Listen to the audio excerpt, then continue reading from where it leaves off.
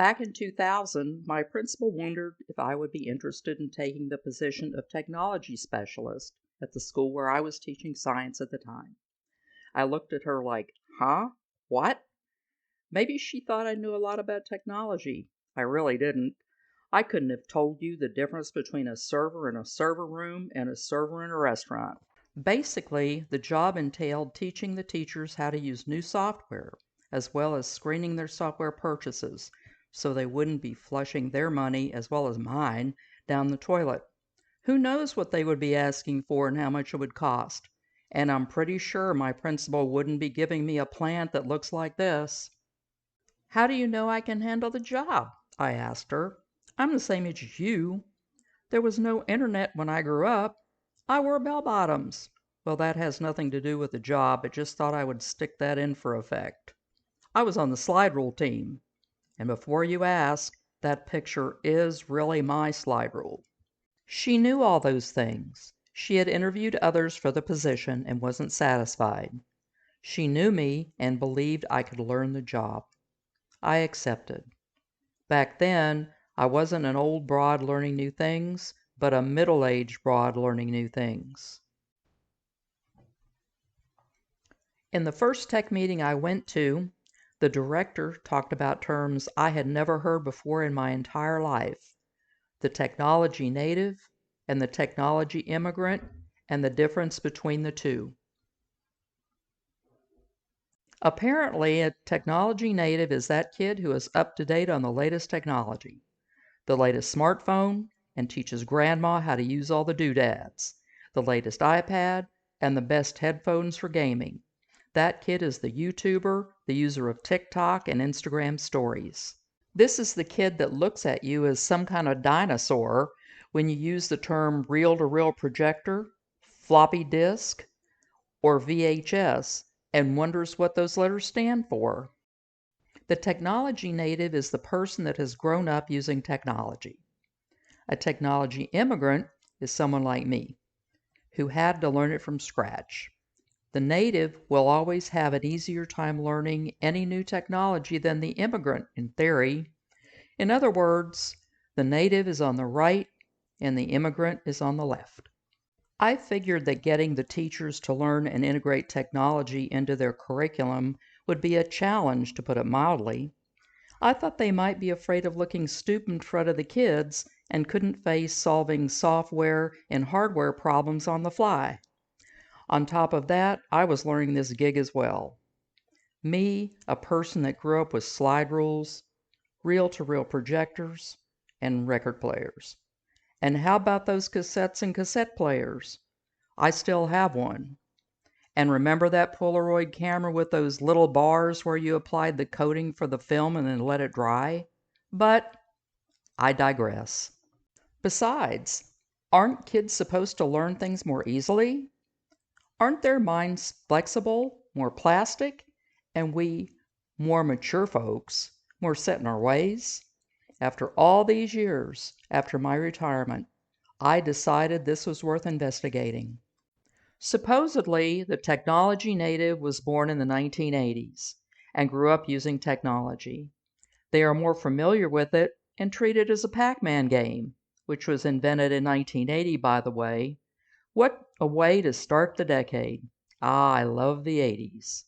The technology immigrant is the person who was born before the 1980s, or like me, way before the 1980s, and think that if they try technology, they'll break something. They are the people having the nervous breakdown when something doesn't work. The fear is of the unknown, getting out of your comfort zone. We weren't raised with computers, laptops, and Xboxes. We weren't exposed to all this newfangled stuff like the kids, because in our day, we didn't have it. So, do I still have a nervous breakdown over technology? Why, actually, yes, I do. All this made me wonder if there has actually been a study on all this. Why, yes, there has. Quite a few, in fact. One of these studies found that adults over 65 have a positive attitude toward learning new technology when it comes to performing daily tasks, such as surfing the web or checking their emails. Also, older adults still lack confidence in learning new applications. Here are some of the characteristics of digital natives and digital immigrants. Digital natives like constant connectivity. I don't know, this old broad gets kind of freaked out if my internet goes down. Maybe I have some native in me. They tend to have short attention spans. They use texting and instant messaging shortcuts. There are shortcuts? They go to the internet first for information. I sort of do that. They prefer to socialize online in place of face-to-face communication. On the other hand, digital immigrants value proper English when texting. Yeah, I admit it, I make sure all those commas and periods are there. They prefer formal communication channels such as the phone, detailed emails, or face-to-face communication. Okay, I sort of buy that.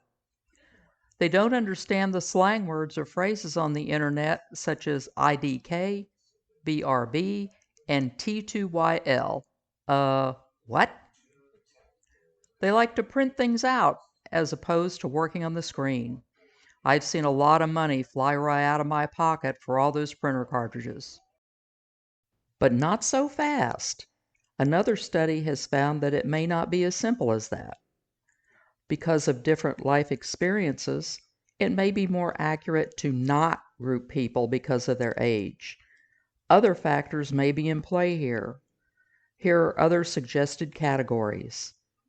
The avoiders. These people avoid the use of modern technology like the plague. This group of people are old digital immigrants who cannot relate to modern technology and young digital natives who philosophically oppose the use of the internet and other modern online technologies. The minimalists. These people use technology reluctantly. They are unwillingly forced to use technology, but prefer hard copies and don't trust electronic resources. They may be digital immigrants that are reluctant adopters, or digital native minimalists. This group keeps an internal distance from technology, even though they tend to use it as needed. I don't consider myself a minimalist, but I do tend to print more than needed. I printed this script. The enthusiastic or eager adopter. These people enjoy being with technology. They participate in online discussions via Facebook, news sites, blogs, and online education. They may even produce their own online content. Okay, I'm producing this online content, but I wouldn't call myself an eager adopter of technology, more like enjoying the journey with technology being the tool. Members of this group check emails and are online throughout the day, find technology interesting, and have a smartphone. The innovators. They're not only enthusiastic, they work with technology to improve it. These are game developers, programmers, and engineers. Yeah, well, that sure ain't me. So what do you think? Do you think the young'uns have an advantage when it comes to technology? Or do you think it's the function of the environment that we inhabit? So subscribe and tell me what you think in the comment section.